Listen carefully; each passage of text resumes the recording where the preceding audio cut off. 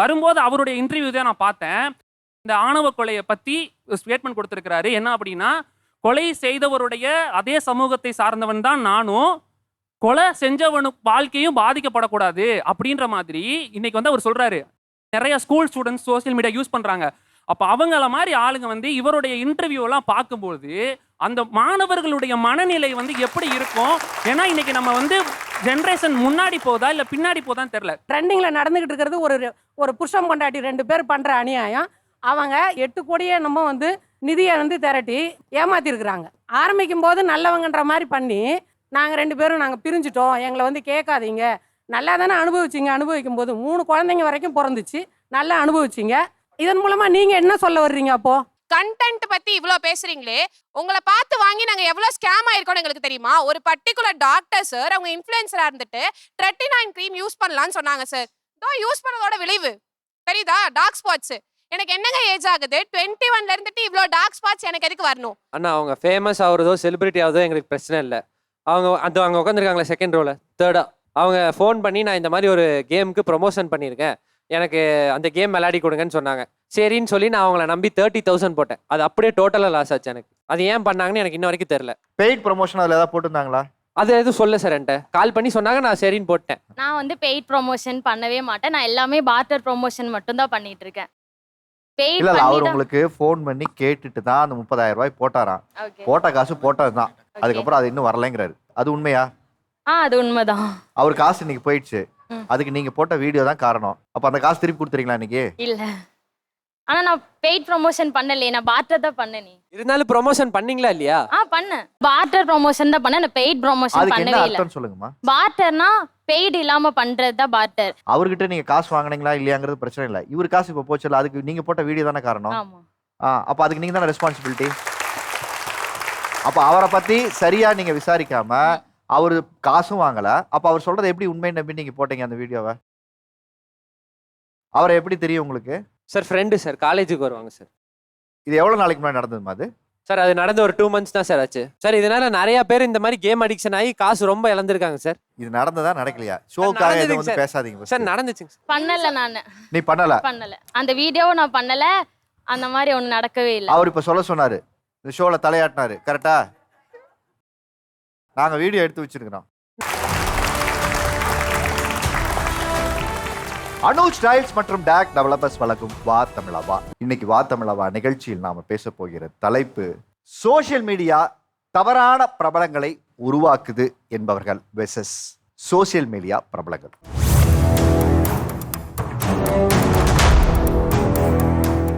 நீங்க படிச்ச படிப்புக்கு எத்தனையோ நீங்க தொழில்களை தேர்ந்தெடுத்திருக்கலாம், எத்தனையோ துறையை தேர்ந்தெடுத்துக்கலாம். ஆனா ஏன் ஒரு சோஷியல் மீடியாவை நீங்க தேர்ந்தெடுத்து இந்த மீடியத்துக்குள்ள நீங்க வரணும்னு ஆசைப்பட்டீங்க? நான் ஆக்சுவலி பயோமெடிக்கல் இன்ஜினியரிங் முடிச்சுட்டு ஒரு ஐடியில் ஒர்க் பண்ணிட்டு இருக்கேன், சேல்ஸ் அண்ட் மார்க்கெட்டிங்கில் இருக்கேன். அது இருந்தாலும் எனக்கு என்ன பேஷன்னா, I want to become a model. So அப்படி தான் நான் 2022 நான் மாடலிங்கில் வந்தேன் சார். சோஷியல் மீடியாவில் நான் வீடியோஸ் அப்லோட் பண்ண ஆரம்பித்தேன். 2022 நான் ஆரம்பித்த மாடல் துஷாரில் இருந்து இப்போ 2025 நான் பார்க்கும்போது Stella Maris, Loyola and Ethiraj, இந்த 3 காலேஜ் தவிர நான் கெஸ்ட்டாக போகாத காலேஜே இல்லை சார் சென்னையில். ஸோ ஐடியில் வந்து ஒரு நல்ல ஏர்னிங்ஸ் இருந்தாலும் I choose social media as a main ஒரு பேஷனாக சூஸ் பண்ணிட்டு இருக்கேன். ஸோ இதனால தான் சார் நான் இது பண்ணிட்டு இருக்கேன். நான் வந்து ஸ்கூல் டைம்லேருந்து ரொம்ப நல்லா படிப்பேன். அது இல்லாமல் எனக்கு வந்து இந்த கல்ச்சுரல் ஸ்பீச் காம்படிஷன் இதெல்லாம் நல்லா பேசுவேன். என் ஊர் கும்பகோணம் சம்மந்தப்பட்ட டிகிரி காஃபி, வெத்தலை, கும்பகோணம் சம்மந்தப்பட்ட விஷயங்கள் பிடிக்கும். ஸோ அதெல்லாம் ஒரு மீம் பேஜாகவும், அதெல்லாம் ஒரு விளாகாகவும், ஒரு வீடியோவும் யூடியூப் சேனலையும் இன்ஸ்டாகிராமில் ஃபேஸ்புக்கில் அப்லோட் பண்ணலாம் அப்படின்னு சொல்லிட்டு எனக்கு தோணுச்சு. ஸோ அது ஒரு ரேண்டமாக ஸ்டார்ட் பண்ணேன். அப்படியே பீப்புள் கண்டினியூவாக சப்போர்ட் பண்ணாங்க. இப்போ வந்து அரௌண்ட் சோஷியல் மீடியாவில் எல்லாமே சேர்த்து ஒரு 120லேருந்து ஒரு 130K ஃபாலோவர்ஸோட சக்ஸஸ்ஃபுல்லாக போயிட்டுருக்கு. என்னோட அடையாளத்தை நானே உருவாக்கிக்கணும்னு நினச்சேன். அதனால நான் சோஷியல் மீடியா ஆரம்பித்தேன். ஓகே, இந்த பையன் நல்லா பாடுறான் அப்படின்னு சொல்லி ஒரு மியூசிக் டைரக்டரே டேரெக்டாக வந்து என்னை வந்து அப்ரோச் பண்ணணும் அப்படின்றதே நான் விரும்புகிறேன் சார். எனக்கு சிங்கர் ஆகிறவங்களுக்காக நான் வந்து லைக் சோஷியல் மீடியாஸில் என்னோட டேலண்ட்டை வந்து நான் எக்ஸ்போஸ் பண்ணி நான் வந்து வீடியோஸ் போட்டுட்ருக்கேன். இப்போது நம்ம சோஷியல் மீடியாவில் இல்லாத சிங்கராக இருந்திருந்தா நமக்கு எங்கே இருந்த ஆப்பர்ச்சுனிட்டிஸோ, இப்போ எனக்கு ஷோஸோ ஈவெண்ட்ஸோ கிடைச்சா நமக்கு கிடைக்காது. பட் நான் பாடுறேங்கிறனால லைக் மக்கள் பார்த்துட்டு நான் உங்களை வந்து லைக் ஷோஸு கூப்பிடுறேன். எனக்கு ரெகுலராக லைக் வீக்லி ஷோஸ் வருது. ஸோ அதனால வீட்டில் லைட்டாக கொஞ்சம் நம்பிக்கை வந்து ஓகே லைக் சிங்கிங்னால இவங்க ஏதோ பண்ணுறாங்க அப்படிங்கிறதுக்காக யூஸ்ஃபுல்லாக இருக்குது சார். ஓகே, ஏன் இந்த ப்ரொஃபஷனை நீங்க தேர்ந்தெடுத்தீங்க? இங்க இருக்க எல்லாருக்குமே தெரியும் இன்ஜினியரிங் படிக்கிற எல்லாருக்குமே வேலை கிடைக்கிறது இல்லை அப்படின்ட்டு. ஸோ நான் என்னோட டிகிரி மேலே கம்ப்ளீட்லி டிபெண்ட்டாக இல்லாமல் எனக்கு பேச்சு திறமை இருக்குது, நான் வந்து அது மூலியமாக கான்டென்ட் கிரியேட் பண்ணுவேன்னு எனக்கு தெரியுது. ஸோ நான் இதை ஒரு டூலாக யூஸ் பண்ணுறேன். எனக்கு ஒரு நல்ல ஃபோன் இருக்குது, இன்டர்நெட் கனெக்ஷன் இருக்குது, நான் இதுலேருந்து ஒரு ஏர்னிங்ஸ் எனக்காகவோ என் ஃபேமிலியை சப்போர்ட் பண்ணுறதுக்காகவோ நான் இது ஒரு மீடியமாக யூஸ் பண்ணிக்கிறேன். படித்த படிப்பை விட்டுட்டு ஏன் ஒரு யூடியூபராகவும் ஒரு சோஷியல் மீடியா இன்ஃப்ளூயன்சராகவும் மாறினதுக்கு என்ன காரணம்? நான் பிஏ இங்கிலீஷ் முடிச்சிருக்கேன் பிஏ சார். இங்கிலீஷ் படிச்சிருக்கீங்க. நான் டிகிரி கம்ப்ளீட் பண்ணும்போதே எனக்கு ஃபர்ஸ்ட் இயர்ல வந்துட்டு ஒரு ஷார்ட் ஃபிலிம் சான்ஸ் வந்துச்சு. அதுக்கு எங்க அம்மா விடலை. நான் அப்போ போக முடியாததை வீட்டில் என்னோட இன்ஸ்டாகிராம் ஐடியில் நான் ஆக்ட் பண்ணி போடுறதே எல்லாம் பார்த்துட்டு, ஓகே இவளுக்கு இதில் ஏதோ பிடிச்சிருக்கு போல இருக்கு, ஏதோ இருக்கு போல இருக்கு, போய் ட்ரை பண்ணட்டும். ஃபர்ஸ்ட் சினிமானாவே விட மாட்டாங்க. யாரை கேட்ப, எங்க ஆடிஷன் போவ, எங்க கேஸ்டிங் கால் கூப்பிடுவாங்க, யாரு அப்படின்னு கேட்பாங்க. இப்போ நம்ம ஃபேம் தெரிஞ்சா சினிமாவில் வாய்ப்பு கிடைக்குதுங்கிறத நம்ப வைக்கிறதுக்கு எனக்கு இந்த சோஷியல் மீடியா ஹெல்ப் பண்ணுச்சு சார். ஆக்சுவலாக நான் சோஷியல் மீடியாவுக்குள்ளே நானாக வரல சார், நான் தள்ளப்பட்டேன். நான் காஸ்மெட்டாலஜி ஸ்டூடெண்ட் சார். என்னோட காஸ்மெட்டாலஜி ஒர்க் ரிலேட்டடாக வந்துட்டு பார்லரில் நான் ட்ரைனிங்கும் கொடுத்துட்ருக்கேன், டீச்சிங் எடுத்துகிட்ருக்கேன். என்னோட ஸ்டூடெண்ட்ஸ் எல்லாம் படிச்சுட்டு இருக்காங்க. இதை ப்ரொமோட் பண்ணுறதுக்காக ஒரு சோஷியல் மீடியா பார்ட்னரை தேடி நான் போயிருந்தேன். அவங்க கிட்ட ஒரு பெரிய அமௌண்ட் கொடுத்து எனக்கு ப்ரமோஷனுக்காக பண்ணி கொடுங்க அப்படின்னு சொல்லி கேட்டதில்ல, உனக்கு ப்ரமோட் ஆயிருச்சு, உனக்கு வந்துட்டு ஒரு 115K ஃபாலோவர்ஸ் வந்துட்டு உன்னோட வியூஸை பார்த்துட்டாங்க அப்படின்னு. நானும் வந்துட்டு ஸ்டூடெண்ட்ஸ் ஜாயின் பண்ணுவாங்கன்னு உட்காந்துட்டே இருக்கேன். ஒரு ஸ்டூடெண்ட் கூட என்கொயரி வரல. பட் அவர்கிட்ட போயிட்டு நான் திருப்பி கேட்குறேன், இது மாதிரி எனக்கு ஒரு என்கொயரி கூட வரவே இல்லை, என்ன பண்ணீங்க அப்படின்னு கேட்டதுக்கு அந்த இன்ஃப்ளூயன்சர் வந்து, உங்களெல்லாம் என்ன பண்ண முடியுமோ நீங்கள் பண்ணிக்கோங்க, நான் சோஷியல் மீடியா இன்ஃப்ளூயன்சர், நான் அதுவும் இல்லாமல் லீடு பொசிஷனில் இருக்கிறவன், நான் நினச்சா என்ன வேணால் பண்ணிக்க முடியும் அப்படின்ற அந்த ஒரு கட்டம். நான் தனியாக இண்டிவிஜுவலாக ஒரு பேஜ் ஸ்டார்ட் பண்ணுறதுக்கு என்ன ஆரம்பிச்சு இன்றைக்கி அந்த பேஜில் வந்துட்டு ஒரு நல்ல ஃபாலோவர்ஸ் வச்சுட்ருக்கேன். ஸோ இந்த ரேஞ்சை வந்துட்டு என்னை டிஃபெண்ட் பண்ணி தள்ளி விட்டது இன்னொரு சோஷியல் மீடியா பார்ட்னர். சொல்லுங்கள். நான் படித்தது பிசியோதெரப்பி மருத்துவர்னா எனக்கு ப்ரொஃபஷ்னலாகவே யூஸ் ஆகுதுண்ணா. நான் அது சேனலாக ரன் பண்ணணும்னு நினைக்கவே இல்லை. என்னோட ட்ரீட்மெண்ட் வீடியோஸ் அப்லோட் பண்ணுறேன், என்னோட ப்ரொஃபஷனல் சம்மந்தப்பட்டது. அது மட்டும் இல்லாமல் என்னோட ஆக்டிங் ஸ்கில்ஸையுமே காட்ட ஆரம்பித்தேன். நான் ஸ்கூலில் வந்து பெரிய ஆக்டர்னா, ட்ராமா காம்படிஷன்லேருந்து மோன் ஆக்டிங்கில் இருந்து என்னோட டேலண்ட்டை காமிச்சு காலேஜ்லேயும் பயங்கரமாக. இல்லை, உங்களுக்கு ஃபிசியோதெரபிஸ்ட் மருத்துவராக அப்போ டேலண்ட்டாக இல்லைன்னு நீங்கள் சொல்கிறீங்களா? ஆனால் அதுலேயும் டாப்புண்ணா. இல்லை, அதுதான் கேட்குறேன். நீங்கள் அதில் டாப்பாக இருந்துட்டு இதை பண்ணுறதுக்கு நோக்கம்ங்கிறது என்ன இருக்குது? ஸ்கூலு காலேஜ்லேயே ஸ்டேஜ் ஏறினா ஸ்டேஜே அலறும்ண்ணா, வந்துட்டார் திவாகரன்ட்டு. ஸோ அந்த ஆக்டிவிட்டீஸ் முடக்கப்பட்டுச்சு. அப்போ இனிஷியலாக ஃபிசியோதெரபி ட்ரீட்மெண்ட்டுக்காக மட்டும் தான் நம்ம போட ஆரம்பித்தோம். அப்படியே சைடு கேப்லனா ஆக்டிங் வீடியோ, ரீல்ஸு அப்படியே என்ஜாய் பண்ண ஆரம்பித்தோம்னா. நடிப்பு அரக்கன். சின்ன குழந்தையிலேருந்து பெரியவங்க கொண்டு சொல்கிறாங்கன்னா, எனக்கு தனியாக பிஜிஎம் ரெடி பண்ணிட்டாங்கண்ணா, வாட்டர்மெலன் ஸ்டார் வாட்டர் வாட்டர் வாட்டர்னு சொல்லிட்டு. ஆனால் எனக்கு தேவை ப்ரொஃபஷனல் டெவலப் பண்ணோம், 4 பேஷண்ட்ஸை கேட்ச் பண்ணணும் தான் நினச்சேன். ஊட ஆக்டிங் வீடியோஸ் பண்ணேன். அது கடைசியில் வந்து பார்த்தீங்கன்னா ஒரு 5 சினிமா நடிக்க வச்சிருக்கு, நிறைய சேனல் போக வச்சிருக்கு. இது நல்ல, அதாவது இந்த சோசியல் மீடியா பவரை ஒரு நேர்மையான முறையில், ஹானஸ்டான முறையில் யூஸ் பண்ணி இது மக்களுக்கு நல்ல விதமாக தானே நான் இருக்கு. 2 விஷயத்த எல்லாருமே சாதாரணமாக பண்ணலாம்.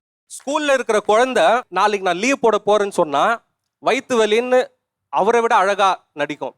என்னாலே நடிக்க முடியும். ஆனால் அந்த மீட்டரில் நடிக்க முடியுமா? எது நடிக்கணும் எது நடிக்கக்கூடாதுன்னு சொல்ல தெரியுமானா என்னால் தெரியும். ஏன்னா நானும் நிறைய ஆடிஷன் போயிட்டேன், நிறைய விஷயங்களை பண்ணுறேன். ஆனால் எனக்கு அந்த அளவுக்கு ஆக்டிங் வருமானா அவர் அளவுக்கு தைரியமாக என்னால் சொல்ல முடியாது. அவருக்கு பின்னாடி உக்காந்துட்டு இருக்கிற ஒரு க்ரீன் டிஷர்ட் அந்த பையன் இருக்காரு, என்னோட ஃப்ரெண்டு வந்து இப்போ அசிஸ்டன்ட் டைரக்டராக வந்து உக்காந்தார். அவர் சும்மா கூட வந்தார். அவர் என்ன பண்ணார்னா, ப்ரோ எனக்கு ஏதாச்சும் வாய்ப்பு இருந்தால் கொடுங்கன்னு. ஆனால் திவாகர் வந்து 5 படம் நடிச்சிட்டுன்னு சொல்கிறாரு. அவர் நடித்தது அந்த பையனோட வாய்ப்பு தான். ஏன்னா அவன் அந்த கோமாளித்தனத்தை பண்ணலை. இப்படி பண்ணுறவங்கள தான் இன்ஸ்டாகிராம் இன்ஃப்ளூயன்ஸாக சொல்லி முன்னாடி நிறுத்துறாங்களே தவிர மற்ற யாரையும் நிறுத்தலை. இந்த பக்கம் இருக்கிறவங்கலாம் நாங்கள் டாக்டர், இன்ஜினியராகவும் ஃபிசியோதெரபிஸ்டாகவும் வெவ்வேறு படிப்புகளை படிச்சிருந்தா கூட சமூக வலைத்தளங்கள் மூலியமாக ஒரு இன்ஃப்ளூயன்சராக எங்கள் வாழ்க்கையை நாங்கள் வந்து மாற்றிக்கிட்டதுக்கு அப்புறமா எங்களுடைய கோலை நாங்கள் அச்சீவ் பண்ணுறதுக்கு இது எங்களுக்கு பெரிய ஹெல்ப்ஃபுல்லாக இருக்குது அப்படின்னு சொல்கிறாங்க. அப்படி இருக்கும்போது நீங்கள் ஒரு குற்றச்சாட்டு வைக்கிறீங்கல்ல, இந்த சோஷியல் மீடியா பிரபலங்கள் மூலியமாக இந்த சமூகத்துக்கு சீர்கேடாக நடக்குது, இவங்கெல்லாம் ஆபத்தானவர்கள் அப்படிங்கிற ஒரு கூக்குரல் இருக்குல்ல, எதனால நீங்கள் அப்படி சொல்கிறீங்க? சொல்லுங்களேன். சகோதரர் திவாகர் வந்து நான் வந்து டாக்டர் படிச்சிருக்கிறேன் அப்படின்னு சொல்கிறார். எனக்கு ஆச்சரியமாக இருக்குது. ஆனால் அவர் வந்து பப்ளிக் பிளேஸில் குளிக்கிற ஒரு வீடியோ பதிவு செய்கிறார். இதை பார்க்குறவங்க என்னன்னா, ஒரு டாக்டராக இருக்கிற கூட நம்ம வந்து ரோட்ல இருந்து குளிக்கலாமா அப்படின்ட்டு அவரை பின்தொடர கல்லூரி மாணவர்கள் நாம் வந்து படிக்க தேவையில்ல, படிக்காம இந்த மாதிரி வீடியோ போடலாம், கண்டென்ட் போடலாம், நமக்கு கிடைக்க வேண்டிய கல்விக்கு வந்து யாரோ போராடி இருக்காங்க. அவங்களுடைய தியாகங்களை நீங்க கொச்சப்படுத்துற மாதிரி தான் நீங்க பயன்படுத்துறீங்க. முக்கியமா இவங்களை வந்து நாங்க போட்டு அடிக்கிறதுக்கான காரணம் அவங்க ஃபேமஸ் ஆகுறாங்கன்னு நினைக்கிறாங்க. ஆக்சுவலி கோமாளியா அவங்கள பார்த்துட்டு இருக்காங்கங்க. நீங்க அதை உங்களுக்கு புரிஞ்சுதான் பேசுறீங்களானே தெரியல. நான் முக்கியமா சொல்றது அந்த தர்பூசணி நட்சத்திரம் அவரை தான் சொல்லணும்னு நினைச்சேன். ஆனா நீங்க படிச்சிருக்கீங்க. நீங்க சொன்னீங்க உங்க ப்ரொஃபஷனை வந்து நான் எடுத்துட்டு போறதுக்காக சோஷியல் மீடியால பண்றேன்னு சொல்லி. நீங்க நீங்க அப்படி போட்டு நான் எதுவும் பார்க்கல. ஒரு தர்பூசணியை சாப்பிடுறீங்க, அதை வச்சு ஒரு ஸ்டார்னு பட்டம் கொடுக்குறாங்கன்றீங்க.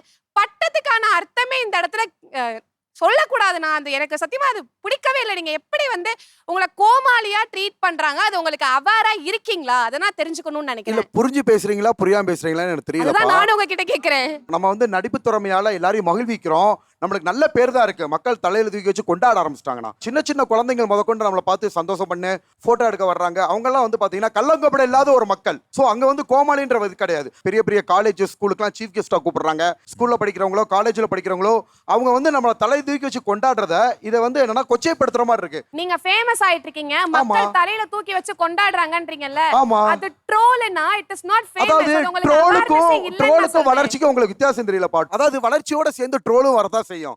ஓகேங்களா? ஏன்னா சினிமா ஆனா ஃபீல்ட் உங்களை ட்ரோல் மட்டும் தானா பண்ணிட்டு இருக்காங்க. அப்படி கிடையாது. இப்ப Seriously. அடுத்தடுத்து வளர்ந்து நம்ம நிறைய சாதனைகள் பண்ணிட்டோம். 5 படங்கள் பண்ணிட்டோம். இவங்களை ஃபர்ஸ்ட் கோமாளின்னு சொல்றதே தப்புண்ணா. ஏன்னு பாத்துக்கிட்டா இவர் கோமாளி தனம் பண்றான்னு தெரிஞ்சு தானே பாக்குறீங்க. முதல் விஷயம். ரெண்டாவது விஷயம், இப்ப ஒரு படம் எடுத்துக்கிட்டா அதுல ஒரு நடிகர் இருப்பாரு, காமெடி நடிகர் இருப்பாரு. எதுக்காக? நம்மளை சிரிக்க வைக்கிறதா இருப்பாரு. அது மாதிரி அவர் சிரிக்க வைக்கிறாரு, நீங்க பாக்குறீங்க. நீங்க அப்படித்தானே அவரை ஃபேமஸும் பண்றீங்க. அது வந்து ட்ரோல் பண்ணாலுமே அவருக்கு அது நல்லது தானே. அது மூலமா அவர் ஃபேமஸ் ஆகிறாரு, அது மூலமா ஒரு இன்கம் கிடைக்குது, அவர் வளர்ந்துட்டு தானே இருக்காரு. உங்களாலதான் ஒரு சோஷியல் மீடியா இன்ஃப்ளூயன்சர் பிரபலமாகறாரு. அப்புறம் அவரவே நீங்க ஏன் குறை சொல்றீங்க? நான் பேசிக்காக வந்துட்டு ஒரு ஐடி எம்ப்ளாயி ப்ளஸ் யோகா டீச்சர்னா கவுன்சிலிங்க்கு வந்துட்டு குழந்தைங்கள கூட்டிகிட்டு ஒரு பேரண்ட் வராங்க. அந்த குழந்தை வந்துட்டு ஜஸ்ட் 12 years ஓல்டு. ஆனால் வந்துட்டு அவங்களோட பர்சனல் சேட்டு அவங்களோட கிளாஸ்மேட் கூட பார்த்தீங்கன்னா ரொம்ப அடல்ட் ஹுட்டாக இருக்குது. இதை வந்து அந்த பொண்ணு எங்கேருந்து கற்றுக்குறான்னு நாங்கள் பேசி தெரிஞ்சுக்கும் போது because of the reels and அதில் போடுற கண்டென்ட் அப்படின்னு எனக்கு சொல்கிறோம். அது உனக்கு தப்பாக தெரியலையா அப்படின்னா அந்த ஆக்டிங் அவங்களோட ட்ரெஸ்ஸிங் சென்ஸ் இதெல்லாமே எனக்கு ரொம்ப பிடிச்சிருக்கு, இதில் வந்து எனக்கு எந்த தப்புமே தெரியலன்னு சொல்கிறான். ஸோ தப்பு எது சரி எதுன்னு புரிஞ்சிக்க முடியாத ஒரு வயசு, டிசிப்ளின் சொல்லி கொடுத்தாலும் அதை புரிஞ்சிக்காத வயசு. ஆனால் இவங்களோட தாக்கம் அந்த குழந்தை மனசில் எவ்வளோ தூரம் போயிருக்கு. நான் என்ன சொல்றேன்னா, நிறைய பேர் பாக்ஸிங் சொல்லி தராங்க, பாக்ஸிங் எப்படி பண்ணணும்னு சொல்லி தராங்க, யோகா எப்படி பண்ணணும்னு சொல்லி தராங்க, நிறைய விஷயங்கள் நல்ல விஷயங்கள் சொல்லி தராங்க. நிறைய பேர் இன்ஸ்டாகிராம்ல இருக்காங்க. ஏன் நீங்க அதெல்லாம் பார்க்கல? நீட்டு படிக்கிறதுக்கு இன்னமும் இப்போ வரைக்கும் நிறைய மாணவர்கள் வந்துட்டு ரொம்ப கஷ்டப்பட்டுட்டு தான் இருக்கிறாங்க. ஆனால் நிறைய இன்ஃப்ளூயன்சர்ஸும் சரி, சில டாக்டர், இப்போ ஒரு ரீசெண்டாக ஒரு டாக்டர் கூட அந்த ஒரு அவேர்னஸாக வந்துட்டு நீட்டை எப்படி படிக்கலாம், அதாவது டாக்டரில் நடக்கிற கண்டென்ட் விஷயம் எல்லாத்தையும் போடுறாரு. ஸோ இந்த விஷயம்லாம் நல்ல விஷயங்களும் நடக்குது. இப்போ நாளானா பேசிய சோசியல் அவேர்னஸ் 20 நிமிஷம் வீடியோ போடுவேன், அதையும் லட்சக்கணக்கான பேர் ஷேர் பண்றாங்க. ஆட்டோ ஓட்டுநர்கள் இருந்து எல்லாருமே சோசியல் மெசேஜ். வரும்போது அவருடைய இன்டர்வியூ தான் நான் பார்த்தேன். இந்த ஆணவ கொலையை பற்றி ஸ்டேட்மெண்ட் கொடுத்துருக்கிறாரு. என்ன அப்படின்னா, கொலை செய்தவருடைய அதே சமூகத்தை சார்ந்தவன் தான் நானும், கொலை செஞ்சவனு வாழ்க்கையும் பாதிக்கப்படக்கூடாது அப்படின்ற மாதிரி இன்னைக்கு வந்து அவர் சொல்றாரு. நிறைய school students social media use பண்றாங்க. அப்போ அவங்கள மாதிரி ஆளுங்க வந்து இவருடைய இன்டர்வியூலாம் பார்க்கும்போது அந்த மாணவர்களுடைய மனநிலை வந்து எப்படி இருக்கும்? ஏன்னா இன்னைக்கு நம்ம வந்து ஜென்ரேஷன் முன்னாடி போதா இல்லை பின்னாடி போதான்னு தெரியல. ஆக்சுவலாக அந்த நியூஸை பற்றி தெரியாதுண்ணா. என்ன இன்டர்வியூ எடுக்கிறப்ப ரிப்போர்ட்டர் சொன்னாங்க, என்ன கொலை சாதி சம்மந்தப்பட்ட கொலையாக இருந்துச்சு, அப்போ இவங்க என்ன சமுதாயம் இவங்க என்ன சமுதாயம்னு கேட்டுக்கிட்டு இது பொது கருத்து சொன்னேன்னா பொது கருத்தில் யாருக்குமே சப்போர்ட் பண்ணல. ஓகேங்களா? அந்த காதல் திருமணம் செஞ்சவங்க முன்கூடியே கொஞ்சம் விழிப்புணர்வாக இருந்திருந்தாங்கன்னா 2 பக்கமும் இழப்புகளை தடுத்திருக்கலாம்னு சொன்னேன். காதல் என்பது வந்து ஒரு இயற்கையான உணர்வுங்க. பசியோர மாதிரி தான் காதல் ஒரு உணர்வுங்க. என்னுடைய சொந்த சமூகத்தை பார்த்தா நான் காதலிப்பேன், என்னுடைய மதத்தை பார்த்தா காதலிப்பேன். ஜாதி படுகொலைக்கு நான் வந்து சப்போர்ட் பண்ணவே கிடையாது. நீங்க புரிஞ்சுக்கங்க சார். இவ்வளவு நாள் பெத்தவங்களுக்கு தெரியாதா யாரை கல்யாணம் பண்ணணும் யாரை பண்ணி வைக்கிறதுன்னு அவங்களுக்கு தெரியாதா?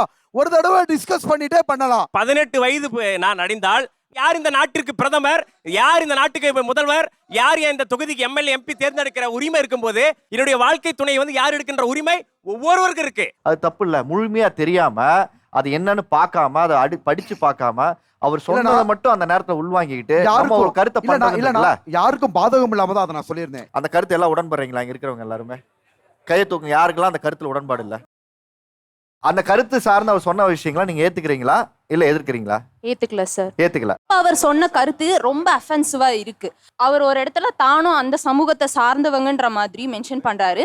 அதுக்கப்புறம் அவங்களோட சமூகத்திலே வந்து கல்யாணம் பண்ணிருக்கலாம், அம்மா அப்பாக்கு தெரியாதான்ற மாதிரி சொல்லியிருக்காங்க. நாங்க வந்து எல்லாருமே ஆனா தவறுனா, adult-ஆ தவறுனா. இருக்கவங்க தான் லவ் பண்றாங்க. எங்களுக்கு தெரியும் எங்க லைஃபை எப்படி அமைச்சுக்கணும்ன்ற எங்களுக்கு தெரியும். எங்க பேரண்ட்ஸ் அதுக்கு எங்களை அலோ பண்றாங்க. அதே மாதிரி இந்த சமூகத்தை சேர்ந்தவங்கன்னு ஒரு பொது இடத்துல 4 பேருக்கு தெரியற மாதிரி அவரே இன்ஃப்ளூயன்ஸ்னு சொல்லிக்கிறாரு. அப்ப பொது இடத்துல இருக்கும்போது அவங்க ஒரு பொறுப்புணர்வோட தான் பேசணும். அது ரொம்ப தப்பான விஷயம். அவங்க she's not a good actor at all. அவங்க ஃபேம் ஆயிட்டாங்க. பட் அவங்கள வந்து அவங்க ட்ரைன் பண்ணியிருக்கலாம், ஒரு ஆக்டிங் கிளாஸ் போயிருக்கலாம், அவங்களுக்கு க்ரூமிங் பண்ணியிருக்கலாம். ஆனா அது அவங்களோட தேவையில்லாத திறமைய கருத்துனா, அவங்களுக்கு திறமை இல்ல, ஃபேமஸ் ஆக முடியல, வாய்ப்பு கிடைக்கலன்றதுக்காக நீங்க திறமைய வளர்த்துக்கலன்றதுதான் உண்மை.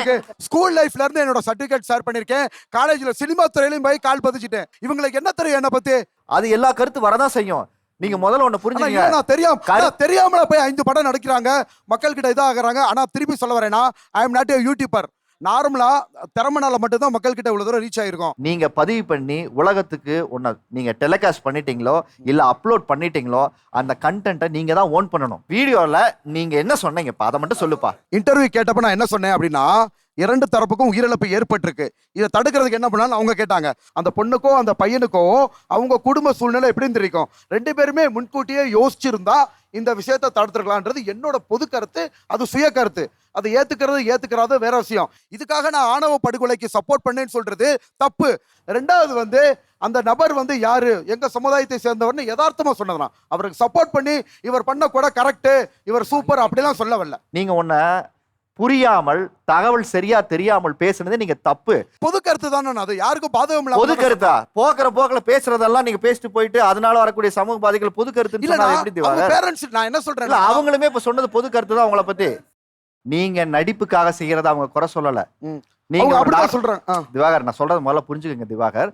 நீங்க எவ்வளவு நாள் வந்து பிசியோதெரபிஸ்ட் வீடு போகும்போது யாராவது உங்களை தப்பா சொன்னாங்களா? இல்லண்ணா உங்களை பாராட்டி இருக்காங்க. இந்த ஒரு கேள்விக்கு தயவுசெய்து நிதானமா நான் கேட்ட கேள்விக்கு ஆம் இல்லைன்னு பதில் சொல்லுங்க ப்ளீஸ். உங்களை கார்னர் பண்றதுக்காக இல்ல இந்த ஷோ. கண்டிப்பாண்ணா. நீங்க பிசியோதெரபிஸ்ட் வீடியோ போடும்போது உங்களை யாராவது தப்பா இப்படி கோமாளின்னு உங்களை கூப்பிட்டு சொன்னாங்களா? இல்லண்ணா இல்ல. அதே மாதிரி முதல் முறையாக நீங்க நடிப்பு திறமை நீங்க போடும்போது உங்களுடைய வீடியோ மூலியமா அவங்க என்டர்டைன் ஆகி உங்களை அப்ரிஷியேட் பண்ணாங்களா, டிமோட்டிவேட் பண்ணாங்களா? அப்ரிஷியேட் தான் பண்ணாங்க. எதுக்கு அப்புறம் உங்களை ட்ரோல் பண்ண ஆரம்பிச்சாங்க நீங்க கவனிச்சிங்களா? உங்களை நீங்க எம்ஜிஆரோட கம்பேர் பண்றீங்க, உங்களை நீங்க சிவாஜியோட கம்பேர் பண்றீங்க, உங்களை நீங்க கமலோட கம்பேர் பண்றீங்க. நம்ம யாரோட வேணா கம்பேர் பண்ணி அந்த உயரத்துக்கு போகணும் தான் எல்லாரோடைய கனவும் இல்லையா? நானும் அதுக்கு தான் வந்திருக்கேன் சினிமாவில்.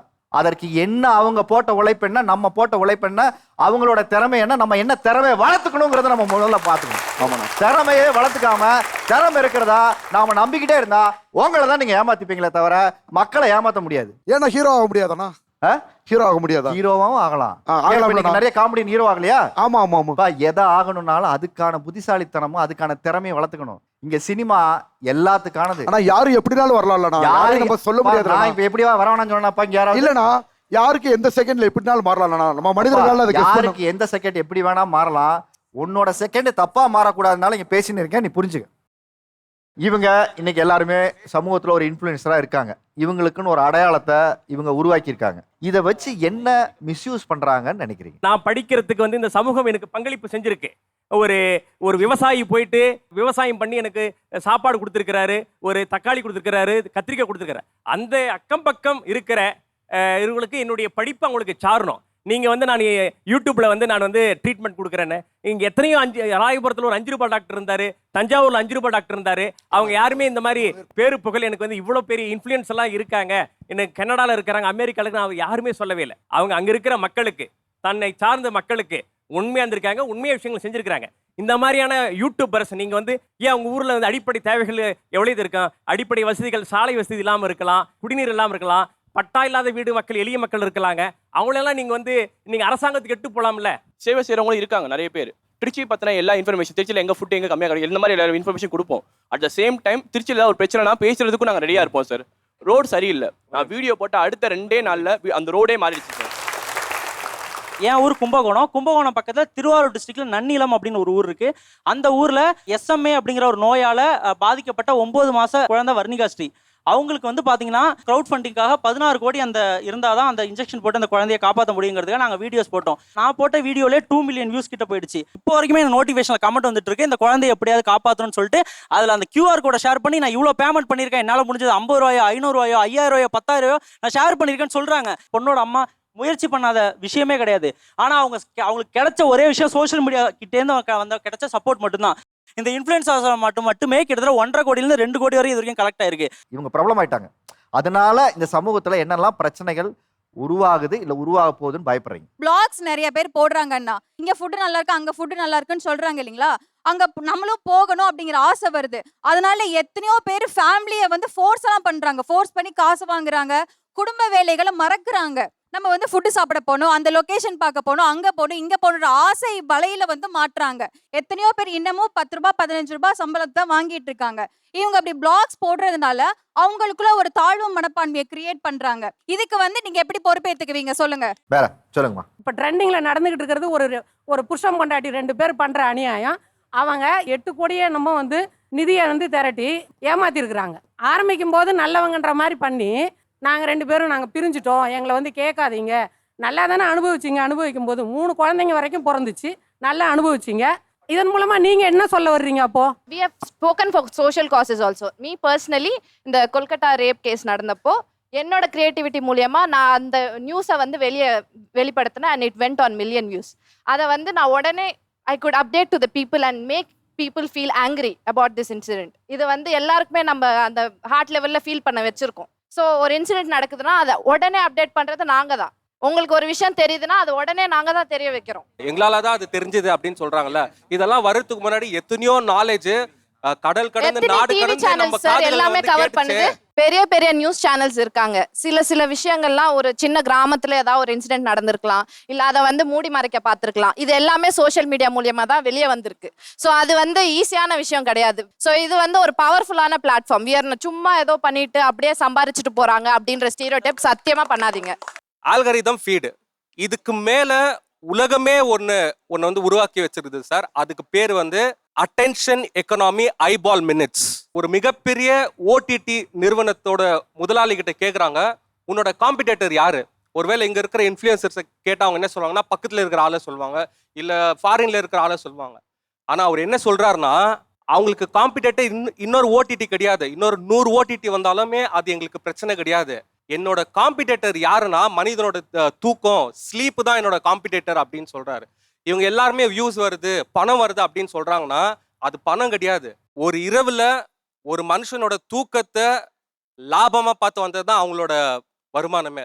3 விஷயத்தை தான் அவங்க சொல்லுவாங்க. ஒன்னு என்ன சொல்லுவாங்க, எனக்கு புகழ் கிடைச்சிச்சு ஒன்னு சொல்லுவாங்க, இல்ல லாபம் கிடைச்சிச்சு, இல்ல எனக்கு மாடலிங்ல வாய்ப்பு வந்தது, சினிமால வாய்ப்பு வந்தது. இதை தவிர்த்து இந்த சமூகத்துக்கு என்ன மாற்றம் இந்த இன்ஃப்ளூயன்சர்ல வந்துச்சு? அவர் சொன்னாரு, இந்த மாதிரி இன்ஸ்டாகிராம் இன்ஃப்ளூயன்சர்ஸ் வந்ததுக்கு அப்புறம் மனிதனோட தூக்கம் தான் வந்து போகுதுன்னு சொல்லிட்டு சொல்றாங்க அப்படின்னு சொல்றாரு. ஒரு பிறந்த குழந்தை அது கையில எடுத்து போன் ஆண்ட்ராய்ட் போன் தான் வச்சிருக்கு. அதுக்கப்புறம் ஓடிடி பிளாட்ஃபார்ம்ஸ் நிறைய வர ஆரம்பிச்சது. ஆஃப்டர் கொரோனா லாக்டவுன்ல எல்லாருமே பல லாங்குவேஜ் படம் பார்க்க ஆரம்பிச்சிட்டாங்க. ஸோ தூங்காம பார்க்க ஆரம்பிச்சு இவங்க எல்லாமே லைஃப் ஸ்டைலை கம்ப்ளீட்டா மாத்திக்கிட்டு இன்ஃப்ளூயன்சர்ஸ் நாங்க தான் வந்து நீங்க தூங்காதீங்க, நீங்க படம் பாருங்க, நீங்க இதை பண்ணுங்க அதை பண்ணுங்க நாங்க சொன்ன மாதிரி. இப்போ நானே ஆஸ் அ ஸ்டூடெண்ட் இருந்தப்போ எனக்கு என்ன காலேஜ் பிக் பண்றது தெரியல, என்ன கோர்ஸ் எடுக்கிறதுன்னு தெரியல. நேரா யூடியூப் போனேன், இன்ஸ்டாகிராம் போனேன், அவங்க பண்ண ஹெல்ப்ல தான் நான் இப்போ கோர்ஸ் பிக் பண்ணியிருக்கேன். நான் என் லைஃப் அடுத்து என்ன பண்ணணும்னு பாக்குறேன். உங்களுக்கு இப்போ ட்ரெஸ்ஸிங் சென்ஸ் தெரியல, நீங்க ஒரு மாடல்ல போய் பார்க்கலாம். ஃபுட் பிளேசஸ் நீங்க இப்போ போய் யாரையாச்சும் கூட்டிட்டு போனா ஃபுட் பிளாகர்ஸ் என்ன பார்க்கலாம். சொல்றாங்கன்னா, நீங்க கோமாளிங்கிற ஒரு வார்த்தையில சொல்லி நிறைய திறமையானவர்களையும் நீங்க அதுல சேர்த்து அடக்குறீங்க. இவரும் இன்ஃப்ளூயன்சர் தான், அவரும் இன்ஃப்ளூயன்சர் தான். நான் டப்பிங் ஆர்டிஸ்ட் சார். நானும் தான் ரீல்ஸ் போடுறேன், எல்லாம் போடுறேன். ஆனா என்னோட திறமை என்னமோ அதை மட்டும் தான் ரீல்ஸ் போடுறேன். இப்போ நாங்களுமே அதானுமே பண்றோம். எங்களுக்கு இருக்க திறமையை தானே நாங்க வெளிப்படுத்துறோம். யாரும் ஒருத்தர் 2 பேர் கோமாளித்தனம் பண்றதை வச்சுட்டு திறமை இருக்க இத்தனை பேர் நீங்க கொச்சப்படுத்த முடியாது இல்லைங்களா? பார்த்தா எல்லாரும் தான் ரீல்ஸ் பண்ண, நாங்களும் கோமாளின்னு சொல்ல முடியுமா? நான் ஸ்கூல் படிக்கும்போது காலேஜ் படிக்கும்போது மெமிக்ரி ஆர்டிஸ்டா இருந்தேன், ஓகேங்களா? But now I am a doctor. என்னால அதை வெளிக்காட்ட முடியாது. அது ஸ்கோப் இல்லன்றதுக்காக தானே நீங்க டாக்டர் படிச்சீங்க ப்ரோ.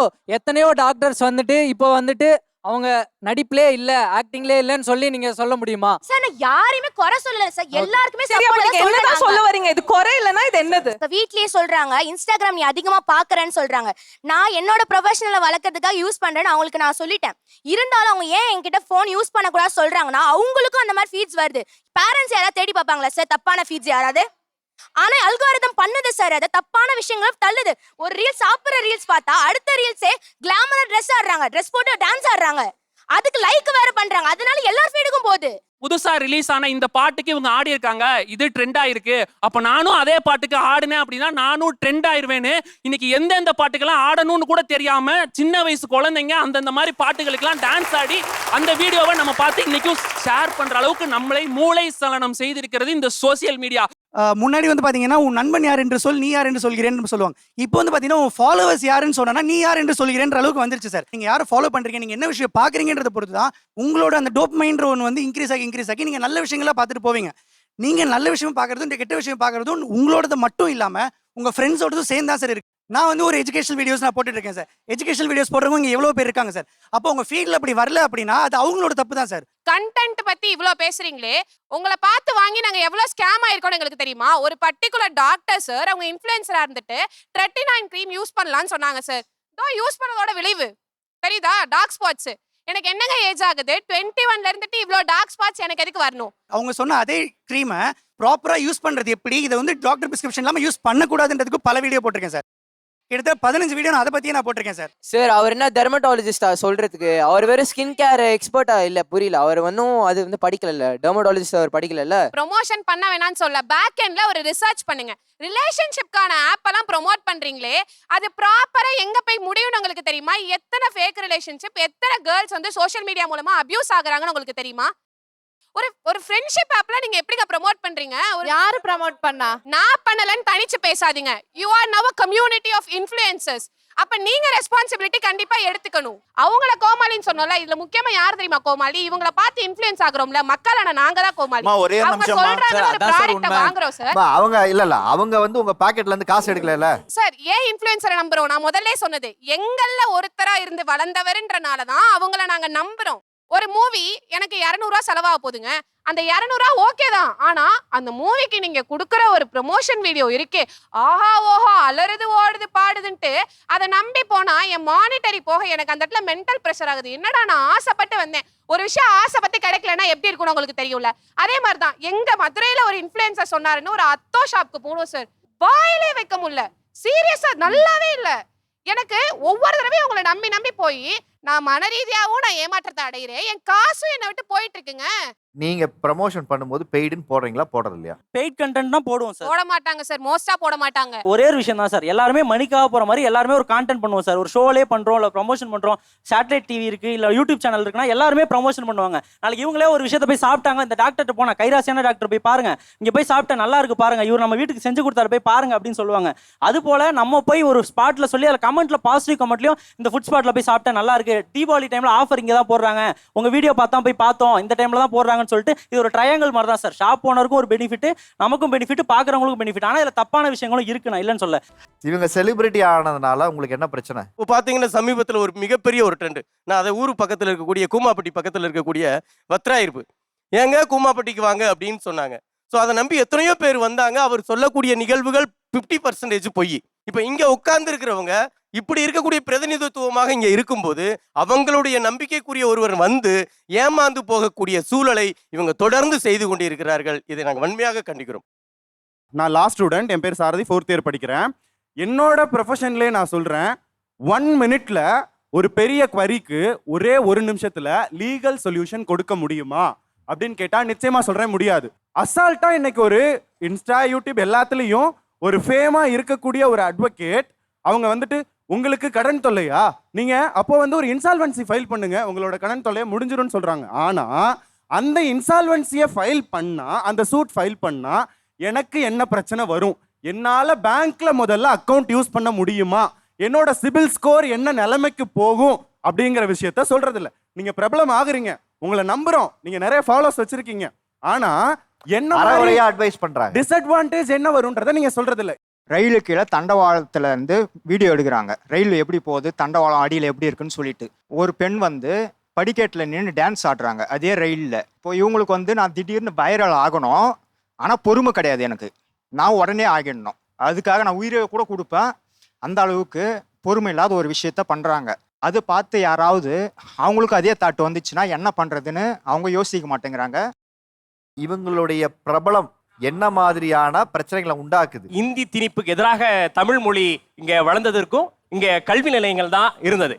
ஆனா இன்னைக்கு கல்வி நிலையங்கள் யாரை கூப்பிடுறாங்கன்னா சுய ஒழுக்கமே இல்லாத இந்த மாதிரி சோசியல் இன்ஃப்ளூயன்சரை கூப்பிட்டுட்டு அவங்கள வந்து கல்லூரி நிகழ்ச்சியில பேச வைக்கிறதும், சிறப்பழைப்பாளர்களை கூப்பிட்டு விட்டு அதே பள்ளியில படிக்கிற பெண் குழந்தைகளுக்கு அவங்க ரிக்வெஸ்ட் கொடுத்து அவங்கள பாலியல் ரீதியா துன்புறுத்தல் பண்ணிட்டு நிறைய இடங்கள்ல தமிழகம் முழுவதும் போக்சோ வழக்குகள்ல நிறைய இந்த சமூக வலைதள பிரபலங்கள் வந்து கைதாகிருக்கிறாங்க. அதனால இவங்களை பற்ற பயமா இருக்கு.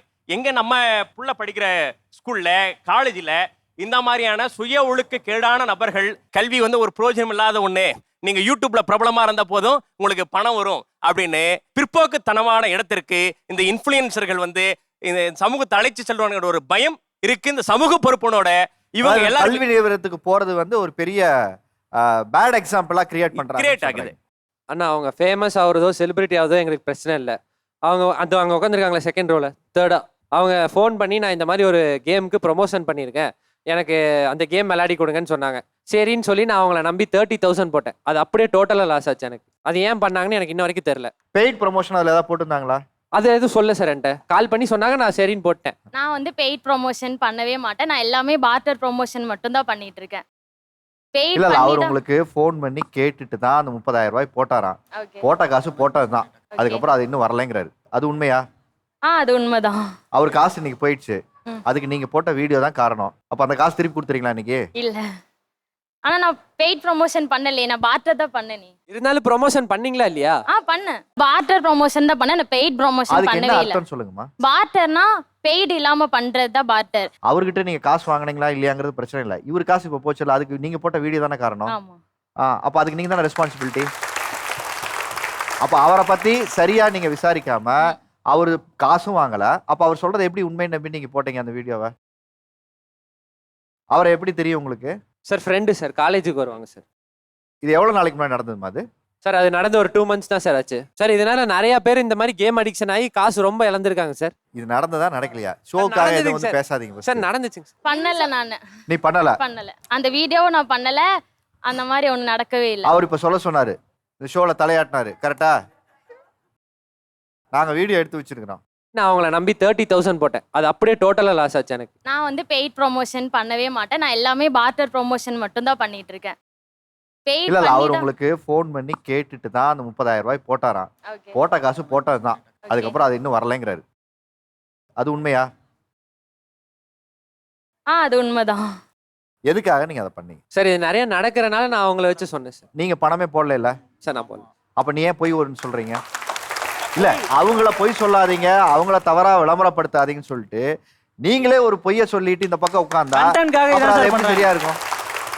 சார் நான் பண்ணதுக்கு சாரி சொல்லிடுறேன். உங்களுக்கு நீங்க சரியா இருக்கணும், ஒரு விஷயத்த சரியா சொல்லணும்னு நினைச்சது தப்பு இல்ல. அதுக்காக ஒரு பொய் சொல்லி நடக்காத ஒண்ணு நடந்து எனக்கு ஒரு டிஆர்பி ஏத்தி கொடுக்கணுங்கிற அவசியம் எனக்கு தேவையில்லை. அப்படிப்பட்ட ஷோவே இது கிடையாது. நீங்க என்னவா சொல்ல வந்திருக்கீங்களோ அதை சொன்னீங்கன்னா போதும். இருந்தா சொல்லுங்க, இல்லைன்னா இல்ல. இல்ல அவர் சொன்னாலும் கொஞ்ச நேரம் தலையாட்டினீங்க, அப்புறம் அது திருப்பி நீங்க பண்ணலைன்னு சொன்னது வந்து உண்மையிலே நான் உங்களை அப்ரிஷியேட் பண்றேன். அவர் உங்க ஃப்ரெண்டா இருந்தாலும் காப்பாத்தி இருக்கலாம், நீங்க சொல்லியிருக்கலாம், அதை நீங்க ஜெனுவனா செஞ்சீங்க.